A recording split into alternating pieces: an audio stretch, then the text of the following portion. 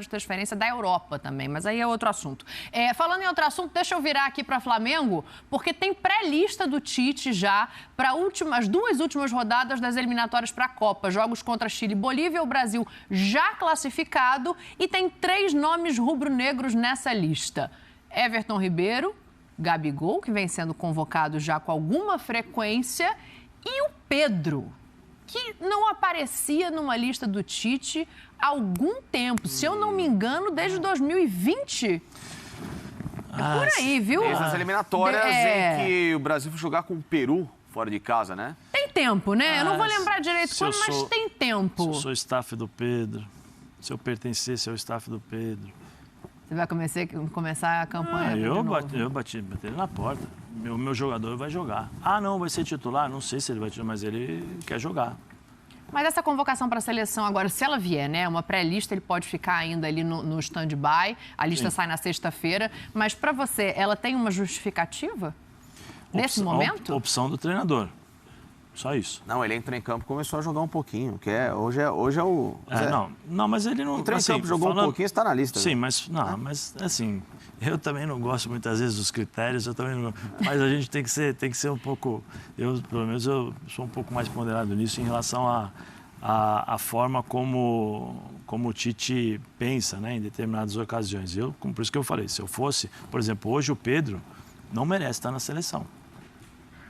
Não joga. Quando joga, não está jogando bem. Por que você vai convocar um jogador como esse? Né? Se é para convocar, como eu falei, eu acho que a seleção, você tem que ter a sua base, você tem que ter a sua estrutura, né? Dorsal, espinha dorsal, defesa, meio campo e ataque. Mas em alguns momentos, em determinados momentos, você tem que aproveitar aquilo que você tem de melhor. Hoje, o melhor atacante que nós temos no Brasil chama-se Hulk. Pelo menos é o que eu penso. Sim. Para mim, chama-se Hulk. Então, convoca o Hulk. Porque ele faz pivô, que é o que ele está fazendo no Atlético. Ele faz pelo lado do campo, não para marcar lateral, mas ele vai segurar pelo menos 2 defensores do time adversário. Ele vai te dar outras possibilidades que esses garotos, o Pedro, ainda não chegou. Eu acho que o Pedro ele ainda está amadurecendo. A falta de jogo do Pedro durante todo esse tempo no Flamengo impossibilitou impossibilitou o crescimento dele como jogador. Eu acho que se ele estivesse jogando, ele seria muito mais do que ele é hoje.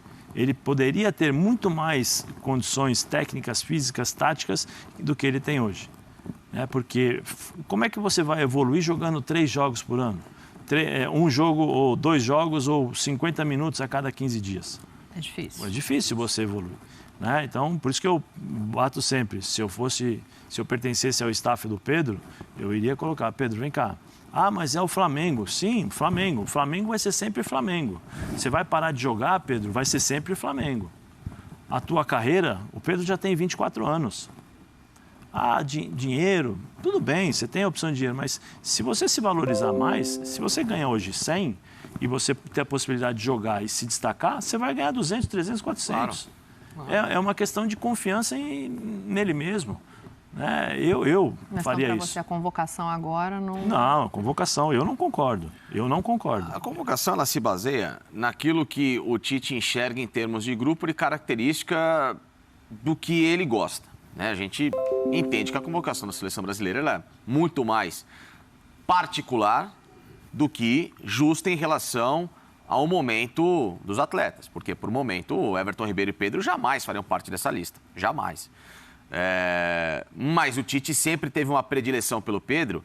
E como agora, nesse começo de ano, ele jogou até, fez alguns gols e teve uma minutagem um pouquinho maior, era só uma questão de tempo que ele voltasse à lista. Todo mundo sabia disso. Todo mundo. Ele nunca escondeu de ninguém a predileção que ele tem pelo Pedro. E outros atletas que talvez merecessem, não mais além do Pedro, mas em outras posições, não são chamados porque particularmente não interessam ao técnico da seleção. Então, não dá para se basear porque aquilo. O Hulk, ele pode chegar em outubro com 40 gols nas costas, que ele não vai jogar a Copa do Mundo. Não vai jogar. A não ser que haja, na minha visão, uma hecatombe na cabeça do Tite de querer levá-lo. Porque não faz sentido hoje você ter o Hulk como um atleta que seria titular da seleção, titular. O Hulk não é para ir para o grupo. Hoje o que ele está jogando, até pela experiência que ele tem, europeia e característica de jogo e tudo mais, o Hulk é para ser titular da seleção. Se até outubro, véspera de Copa do Mundo, ele estiver jogando num ritmo como está hoje, ele é para ser titular da Copa do Mundo, independentemente da idade dele. Para você está na frente do Gabriel? Tô perguntando porque o Gabriel está na lista, né? Eu acho que hoje sim. Hoje sim. É próximo, né? Eu acho bem que próximo. O problema... Na frente do Hulk, próximo. O Hulk está na frente do Pedro e muito próximo do Gabriel. O grande problema hoje do Gabriel é essa... Só para eu entender, só para entender o capitão. Gabriel, é o capitão, né? Sim. Hulk, Gabriel e Pedro. Isso. Hulk, Gabriel e Pedro? Sim.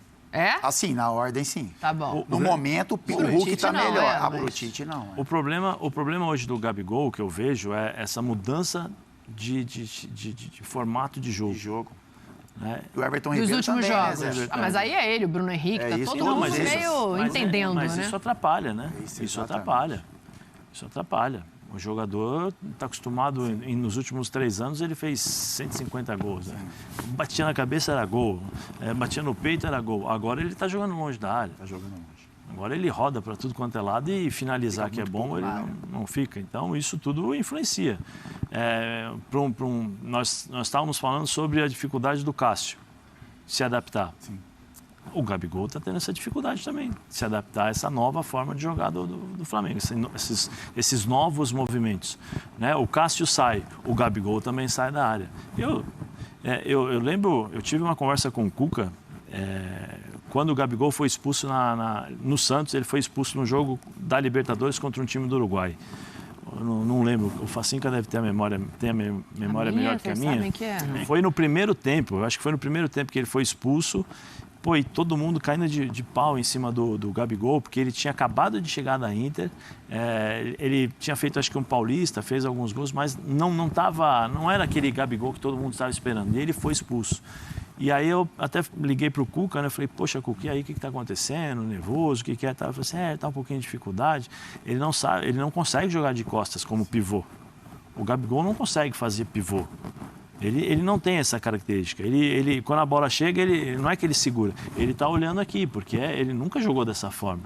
Sempre teve Joga dificuldade. sempre em diagonal, sim. né? Sempre de lado. Aí eu conversando com o Cuca falou assim, eu falei para ele o seguinte, Gabigol, você não precisa ficar enfiado ali. A única coisa que eu desejo é que quando a bola estiver próximo da área, eu quero que você esteja dentro para finalizar. Eu quero que você esteja numa posição para finalizar o jogo. E aí o Cuca trabalhou e depois ele explodiu dessa forma.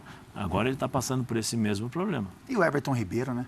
A gente olha o Everton o Everton Ribeiro foi convocado em qual posição, né? Isso que eu fico batendo nessa tecla. Esse é um bom ponto. Então, porque o Everton, tudo que ele conquistou no Flamengo e convocação, né, como meia ponta direita. Agora ele é um ala esquerdo no Flamengo. Então, assim, eu queria entender a cabeça do Tite também. Se isso é como ele vai usar o Everton Ribeiro, como ele imagina, né, se o Everton Ribeiro for realmente convocado. Né? Mas vocês acham que tem alguma chance dele trocar o Everton Ribeiro para a esquerda? Eu não vejo ele fazendo isso na seleção. Também não vejo. Então, assim, o Everton, em um momento, em algumas convocações, a gente questionou. Então, a gente falou, o Rafael Veiga poderia ser convocado, o Everton não vive um bom momento jogando na posição dele, como seleção. Já na posição dele. Agora ele é convocado, eu imagino, nessa mesma função na seleção, só que ele faz uma ala esquerda no Flamengo.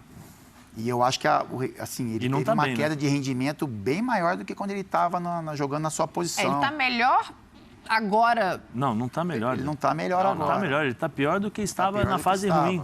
Porque ele virou um jogador simples, Dani. Porque o que acontece com o Everton é assim, quando você tinha ele na ponta direita, meia ponta direita, ele vivia uma má fase, né? Só que mesmo assim, ele estava numa posição confortável para ele. Quando ele vai para lá, para a ala esquerda, ele vira um jogador normal. Ele pode estar jogando melhor porque lá ele faz o básico. Lá ele pega a bola, ele passa, ele olha para um outro jogador de qualidade e passa. E depois foi trocado, né? Não, mas ele começou, isso é muito longe, isso é muito longe, isso é muito longe. Então, assim, o Everton Ribeiro, a gente olha, fala, o Pedro merece? Talvez não. O Everton Ribeiro merece ser convocado como meia ponta direita se ele joga como ala esquerda e também não atua tão bem? Eu não acredito que o Tite vai usar ele de ala esquerda. Eu acho que isso a chance é zero. O Gabi você deixaria? Então é uma convocação. O Gabi convocado, aí, né, deixaria. E aí, né, deixaria. O problema é, não, mas não tem jogador, por exemplo, no caso do Daniel Alves, é difícil de você encontrar um lateral e tal. No caso do Everton, não, tem um rapaz que está no Palmeiras aí, que está batendo na porta da seleção. Pô, no mínimo 6 meses. Chama-se Rafael Veiga. No mínimo 6 meses. Ele está batendo na porta e só não enxerga quem não vê. É isso.